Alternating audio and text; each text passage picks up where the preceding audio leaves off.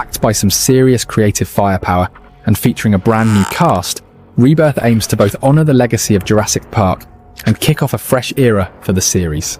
This installment promises a bold new direction, high-stakes thrills, and a return to its classic roots.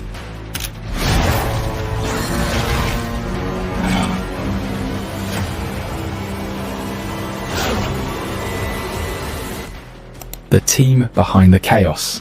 So folks, how about a script from the OG Jurassic Park writer and a director who's wrestled both Godzilla and the Death Star?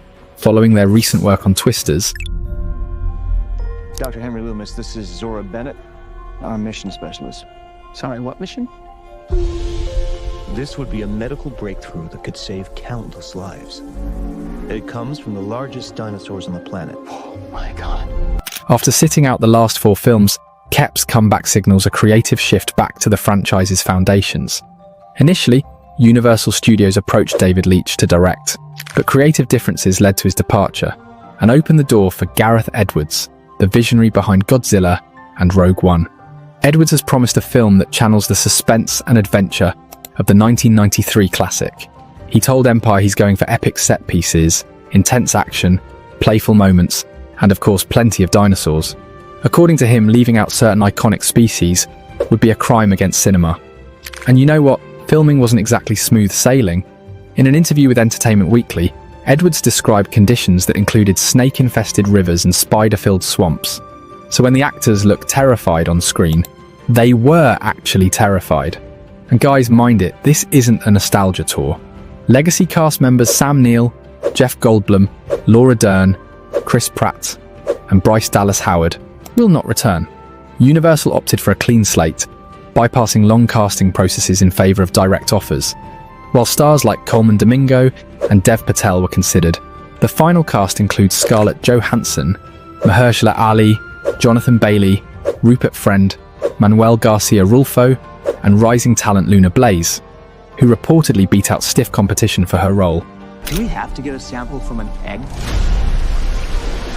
I suppose we could try and get it from the parent, but they're a flying carnivore the size of an F-16. Maybe we should make it quick. Longtime producers Frank Marshall and Patrick Crowley are once again steering the ship. Executive producers Steven Spielberg, Dennis L. Stewart, and Jim Spencer are also on board.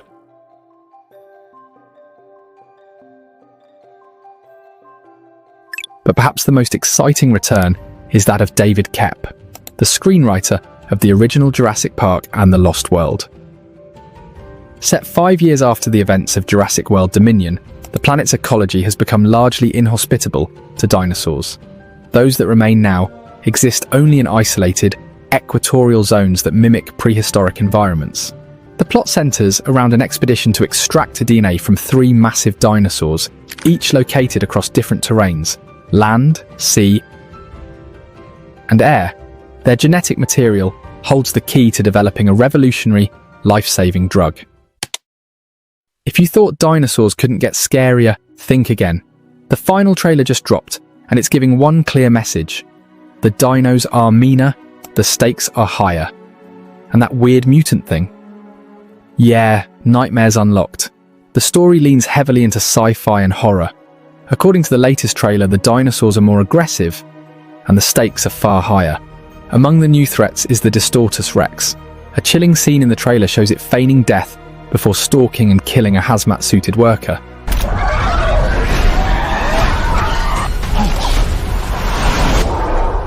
And just when you think it couldn't get wilder, flying dinos. That's right, the Mutadons make their debut, flapping through the sky like prehistoric fighter jets. And the underwater terror?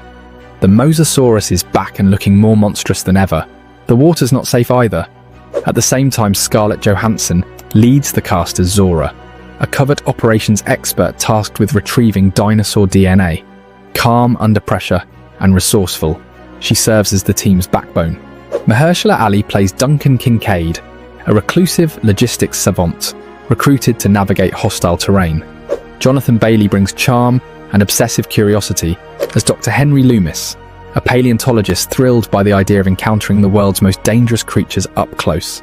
One of the standout moments from the film is a river chase scene that screenwriter David Koepp originally drafted for the first Jurassic Park, but never used until now. Edwards and Kapp have reimagined it with modern effects and tension, delivering a long-awaited cinematic payoff. We're too dangerous for the original park. Please don't say they're raptors. They're raptors. The worst of the worst. The Main Antagonist. What happens when you mix a T-Rex, a raptor, a snake, a cuttlefish, and toss in some nightmare fuel from Star Wars and Alien? You get the Distortus Rex, the most horrifying dinosaur this franchise has ever cooked up in a lab. The D-Rex, aka Distortus Rex, is a name that's been floating around in leaks for months, and now? Confirmed. And trust us, this thing is not your average dinosaur. It's a science experiment gone so wrong, it should have stayed a theory. According to early plot leaks, shout out to Reddit detectives, the D-Rex is a failed clone. Scientists tried to combine traits from apex predators to make the ultimate dino, but what they got instead? A hulking, four-armed, pain-riddled freak with the worst traits of every creature it's based on. It's got the bulk and bite of a T-Rex, the intelligence of a raptor, a jaw that unhinges like a snake, camouflage powers like a cuttlefish, and to top it off, its forehead looks like it was borrowed from a Pachycephalosaurus. Oh, and its design? Think H.R. Geiger's Alien meets Return of the Jedi's Rancor. Besides the D-Rex, new creatures include the Mutadons, flying mutants that resemble a fusion of raptors and pterosaurs. Fast, violent, and airborne, they make the skies as dangerous as the jungles. The aquatic terror, Mosasaurus, also returns in monstrous form, adding another layer of peril. If Jurassic World Rebirth feels familiar, that's because it's meant to. Gareth Edwards didn't just make a dinosaur movie, he made a love letter to Spielberg's greatest hits. Rebirth is not simply a sequel, it's a tribute. Gareth Edwards has made clear that his goal was to channel the tone and pacing of Spielberg's classic adventure horror films from the 1970s. The dynamic between the main trio, Zora, Duncan, and Dr. Loomis, mirrors the chemistry of Brody, Hooper, and Quint in Jaws. According to Edwards, the film is a giant love letter to Spielberg. He even included direct nods to iconic moments from the original franchise. Fossilized amber, a repurposed research facility, and a score that echoes John Williams' unforgettable themes. What if this time the real monster is science itself? Naturally, the fan community has been buzzing with speculation. The film is rumored to be set on Isla Tucano, one of the 5 Deaths Islands mentioned in the lore. With its mysterious history and Thailand-based filming locations, this theory has gained significant traction. Miracle drug or bioweapon? The plot revolves around a life-saving drug derived from dinosaur DNA. However, Rupert Friend's role as a corporate executive suggests ulterior motives.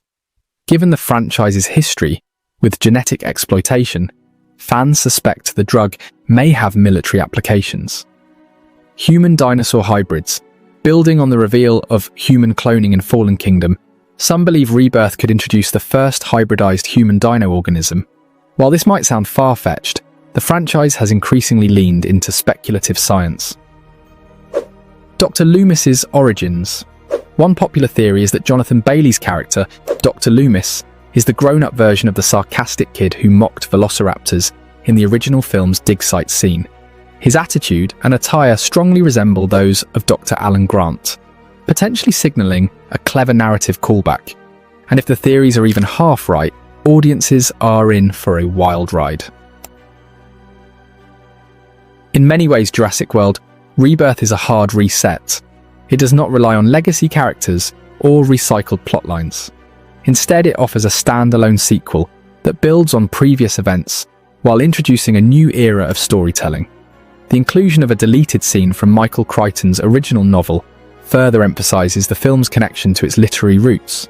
The production itself was expansive and global, with filming taking place across Thailand, Malta, and the UK. You see, Jurassic World Rebirth is not just another installment, it's an evolution. With a script rooted in classic storytelling, a bold visual direction, and a cast unburdened by legacy expectations, it represents the franchise's most daring chapter yet. Whether it's the disturbing new creatures, the nods to Crichton and Spielberg, or the blend of horror and science fiction, this film looks set to redefine what a Jurassic movie can be. Rebirth is the first Jurassic film with no returning characters. The film takes place 5 years after Dominion, in a world where dinosaurs exist in isolated zones. It's not a reboot, but a standalone sequel with a new narrative direction. Glenn Powell declined a role despite liking the script, stating that his presence wouldn't add to the film. The story includes a long-deleted scene from Michael Crichton's original novel. Some fans believe the DX virus from the Lost World novel could play a role. The film emphasizes the consequences of unchecked scientific ambition, continuing the franchise's central cautionary theme. In the end, Jurassic World Rebirth asks a haunting question. What happens when we go too far, not just with dinosaurs, but with science itself? The answers might just be hiding in the shadows of Isla Tucano,